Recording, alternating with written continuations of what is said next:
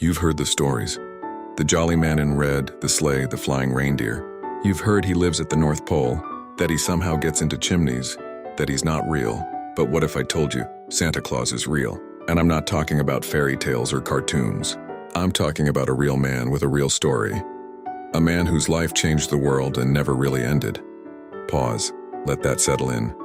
Before he was ever called Santa. Before the red suit. Before the malls.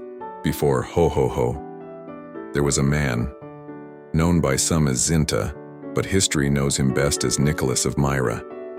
He was born around 280 AD in a place called Patara, what we now call Turkey. His parents were wealthy, but they died when he was young. And what did he do with his inheritance? He gave it away, all of it. Not for applause, not to make a name.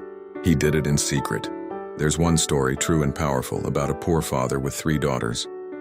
The family was desperate. No money, no dowries, no future. One night, Nicholas dropped a bag of gold coins down the chimney. It landed in a stocking drying by the fire. That's not a myth. That's a real moment that changed lives and echoed for centuries. A Nicholas Zinta kept going. He gave to orphans, to the sick, to the forgotten ones. He walked the streets not looking to be seen, but to see who needed love. He was quiet about it, but people began to whisper, "There's someone out there watching over us." When Nicholas died, the world didn't let him go. They told his story again and again.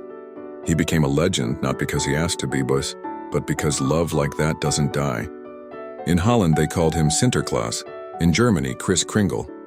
In America, over time, he became Santa Claus. But here's the twist. Under every name in every version, it's still him. That same man, that same spirit. So, is Santa real? Yes. Not as a man flying through the sky, but as a legacy, a spirit. A true, documented, powerful story that lives on every time you choose to give, to love, to do something kind when no one's watching.